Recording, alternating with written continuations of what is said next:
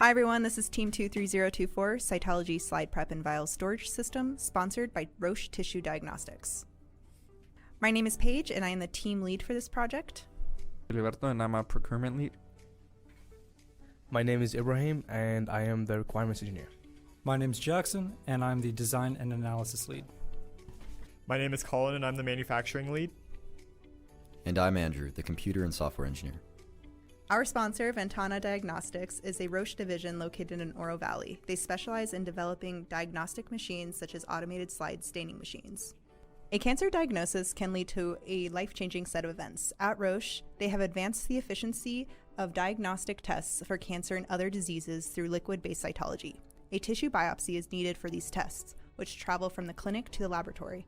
Currently, there are no standard operating procedures for transporting and organizing patient samples. Our team has engineered a reliable and efficient solution to transport, organize, and store patient samples.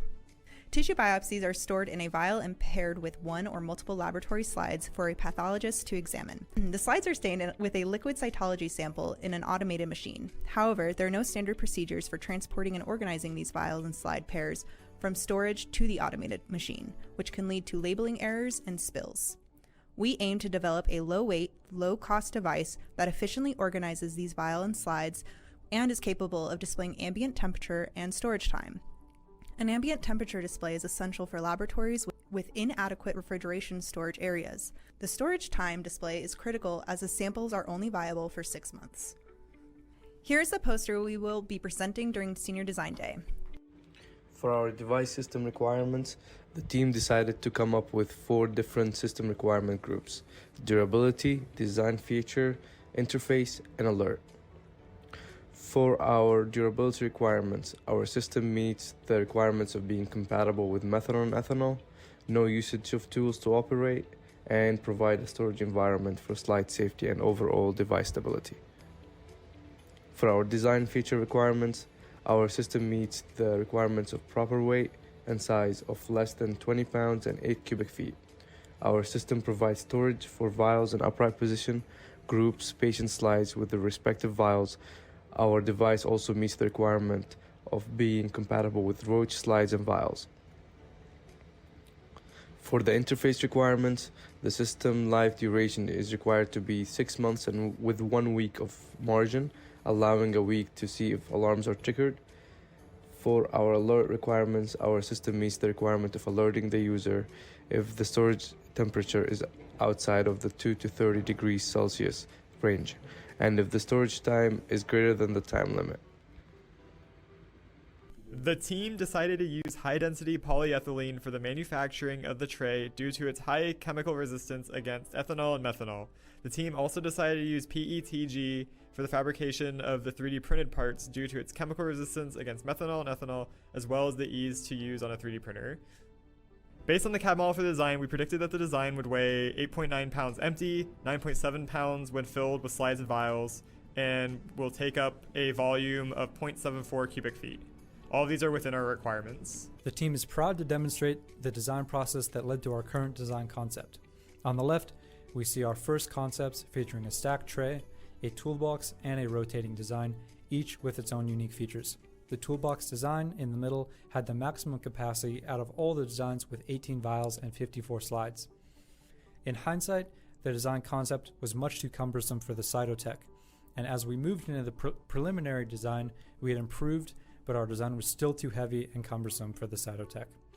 For critical design, we removed the outer frame and improved on the single tray design. Our critical design incorporated our previous ideas into one tray, and we were able to prototype it using wood. Although it improved the transportation capabilities of the tray, it lacked a stacking mechanism required for long-term storage. Our most current design consists of a tray that has an integrated stackability feature incorporated into the legs of the design. This design incorporates large feet for added stability and ease of storage. This animation shown demonstrates how the 2 trays stack together.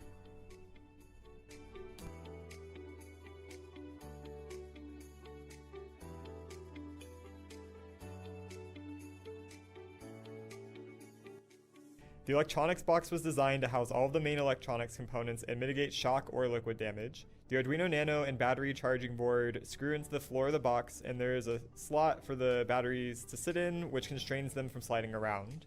The back of the box has a slot for the temperature sensor housing to be mounted, which insulates it from any heat generated inside the electronics box. On the front of the box, there is a button for interfacing with the device and a glass window for reading the display. One of our main concerns was to meet our stretch goal of reaching more than 6 months device life. We had two options to reach this goal, which included reducing our current consumption and increasing our battery capacity. We did both. To meet our goal of increasing battery capacity, we used two 1000 amp hour batteries. And in order to reduce our current consumption, we implemented a low power e-ink display and a low power temperature sensor. This is our electronic assembly showing the circuit diagram of all of our components. And this is a diagram showing how our software operates. This was all written on the Arduino IDE. The electrical protections test was performed by placing a dry paper towel inside the electronics box. The box was then sealed and inserted into the tray, then sprayed with a water bottle. After wiping down and opening the tray, if the inserted paper towel was completely dry, then the test was a pass. We also have a test to determine the temperature sensor is reading accurate values. To do this, the SVS is activated for 2 minutes and then the temperature is recorded. The value is then compared to the temperature on a digital thermometer. If the value is within 3% of the digital thermometer reading, then the test is a pass. Additionally, the expiration warning will go off at the end of 2 minutes, verifying the time system functions. Another test will be conducted to ensure the temperature warning is functional. This will be done by placing the SVS in a freezer to reach a warning temperature that is colder than ambient, and if the warning triggers, then the test is passed. All acceptance verification was completed and passed using our second and third prototypes. We also completed usability testing at Roche to gather design feedback. Some of the feedback learned from this testing was to make the rubber feet larger to fit on the wire racks they use at the facility, and to add a splash guard on the slide bath to prevent any risk of cross-contamination. Some of the problems we overcame was the change in design. Our first two designs were inadequate for the needs of the customer, and we changed into a more simplistic design that could perform better and cost less. We changed from polypropylene to polyethylene terephthalate glycol because it was more rigid and easier to use for 3D printing. We also learned that the rubber feet were a problem due to the base of the fridges, which are wire. So we had to adapt our design to a larger rubber feet that does not get stuck on the wire fridges. Finally, we got a quote for injection molding to demonstrate our design's capabilities, and that we were also thinking one step ahead into manufacturing. But the injection mold quote was too expensive, so we took it upon ourselves to 3D print a mold of the feet for injection molding and an injection molding machine to fabricate parts. One lesson that Tim learned early on was to keep things simple, and that was shown throughout our design process, where we started with a big design and simplified things by the end. Another lesson learned was to get usability feedback from the customer as soon as possible to integrate all the user needs that might not be within the requirements into the design. We also learned not to be afraid to ask for help and to ask questions when it comes to something new or when in doubt. We also learned to understand the problem fully and to fail quickly to continuously iterate and improve. In conclusion, the team developed a system that allows for an efficient and reliable device to transport and organize cytology samples, slide, and vials throughout the laboratory. The device meets the requirements set by the customer and has our stretch goals integrated, such as the stackability feature and the alcohol bath feature. We want to thank our mentor, Steve Larrymore, and our sponsors from Roche for their continuous support. See you at Design Day.